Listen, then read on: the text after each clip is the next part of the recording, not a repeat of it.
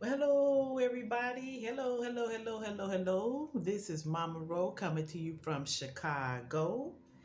And I'm hoping you're having a good day, good morning, good afternoon, whenever you're watching this video. So today, I want to come on talking about Jesse Smollett trial first week. This is the first week that ended today, um, Friday. And so we have already gone through week one.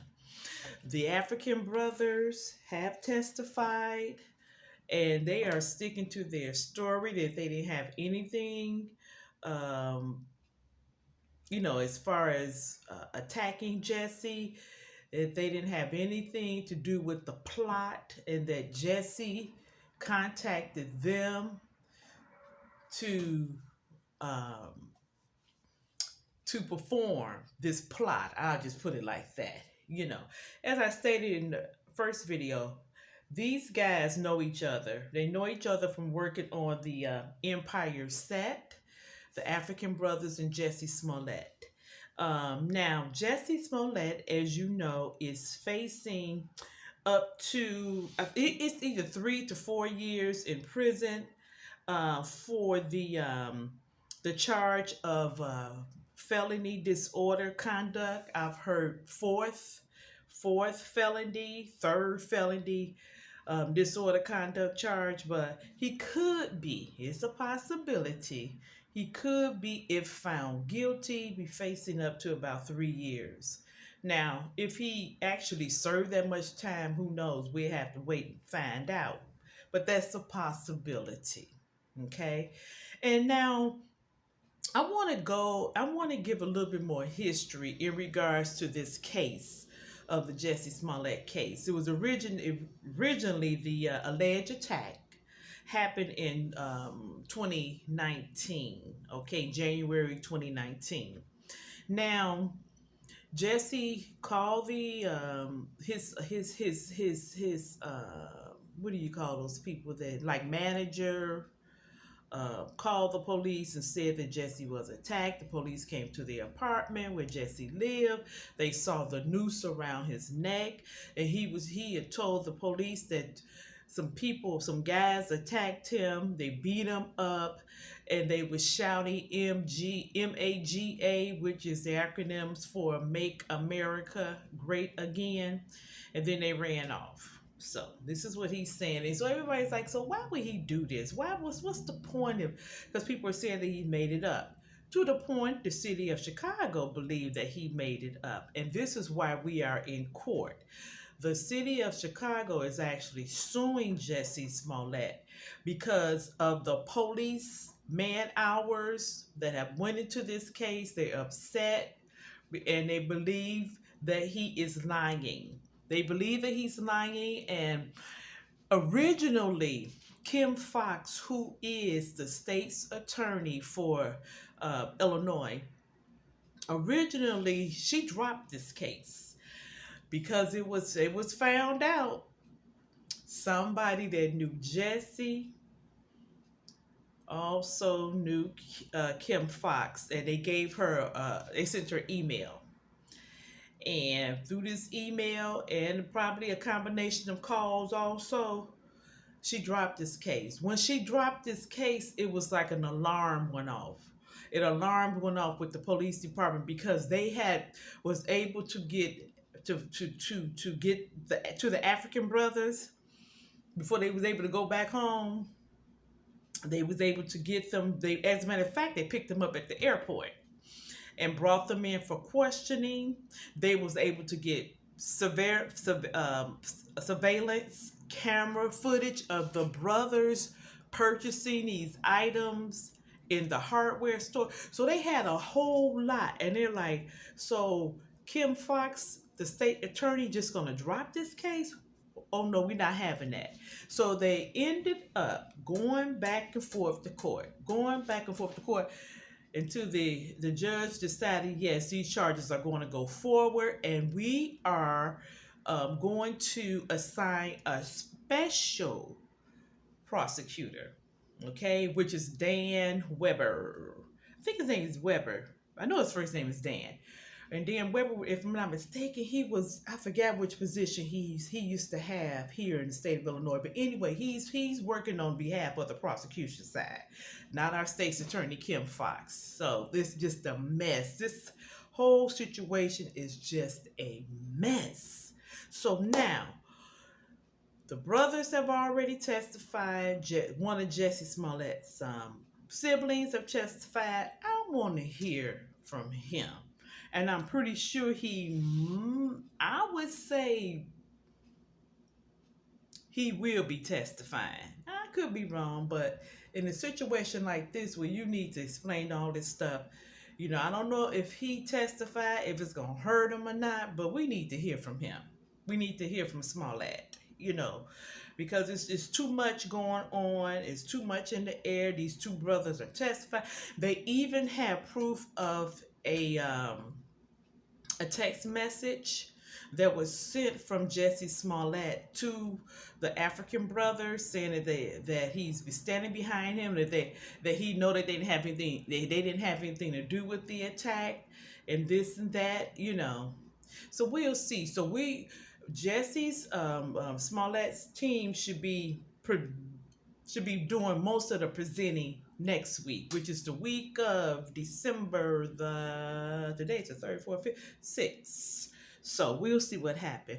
And I'll let you know. Also, Alan Baldwin, or is it Alec? Alec Baldwin? Man, I saw the interview he did with George Stephanopoulos. Ooh, that's a hard name. When I know I messed it up, I'm sorry. But on Channel 7, ABC channel. This interview, the interview was very good. George, of course, he did a pretty good job of trying to really get down to the bottom of what happened. If you don't know, this is the situation where the gun accidentally went off and killed one of the workers there, producers there on the movie set of this movie that Alec is working on, or was trying to work on, and that Baldwin was working on. I'm gonna call him by his last name because I can't remember if it's Alec or Allen, and I should know, but I'm gonna say Baldwin. During this time, he had the gun in his hand, and he was working with the producer, was telling him they was doing the, filming, getting into the correct position, and he had the gun in his hand, and the gun went off, and there was a real bullet in the gun, and unfortunately, the lady producer, she lost her life, left behind a family, as a matter of fact. And then there was another worker on the set. He was injured. He was shot like in his arm or his shoulder area. And so George is questioning Alan, going over what happened, how things were set up. Wasn't the gun, or wasn't any type of firearm on the set? Shouldn't it, or should someone have checked that? And so Baldwin is going into, yes, they should have checked it. It should have been checked. And so George was like, so when you pull the trigger on the gun, you're not expecting a live bullet to come out, of course.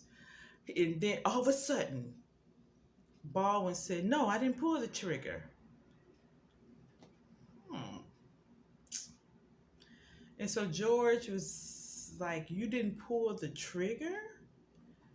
So how did the bullet get out of the gun? It's weird, y'all. It's really weird. According to Baldwin, he just cocked the top of the gun. I'm not much of a gun person, as you can tell, because with the little leverage part that you could just cock it back. But he said that when he cocked that part back at the very top of the gun, the bullet launched. I'm like, I thought you had to pull the trigger for the bullet to. When he said that George was like, "You didn't shoot, you didn't pull the trigger, really?" He said, "No, no." Baldwin said, "No, no, no, no, I didn't pull the trigger." I'm like, you know what? Because he's traumatized, of course. It was a lot. He was very emotional, traumatized. A lot of crying and guilt and just it was a terrible accident that happened. And it's just like I said, so unfortunate that somebody lost their life, you know.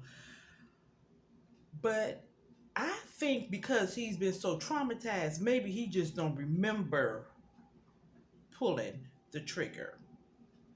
Okay?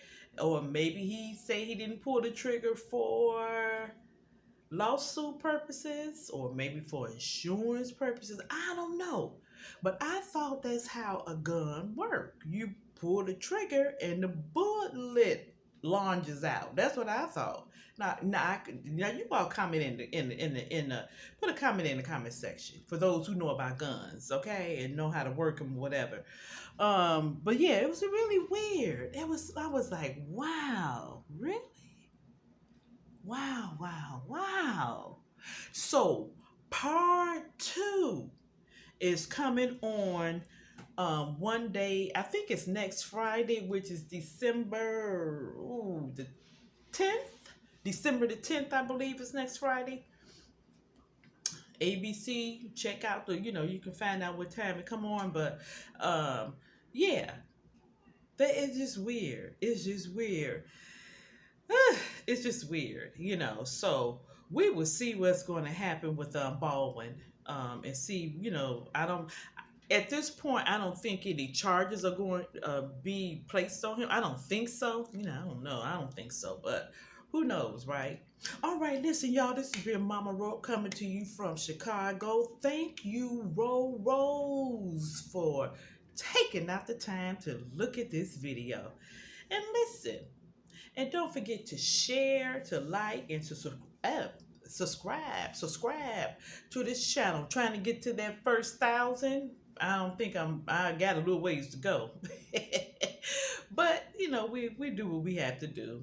I get there eventually. But I'm asking your help. If you know someone that would like to subscribe to this channel, share the videos. Share the videos. Again, it's been Mama Ro coming to you from Chicago. Take care of yourselves. Take care of one another. And you have a great rest of the day, morning, afternoon, whenever you're watching this video. Bye-bye.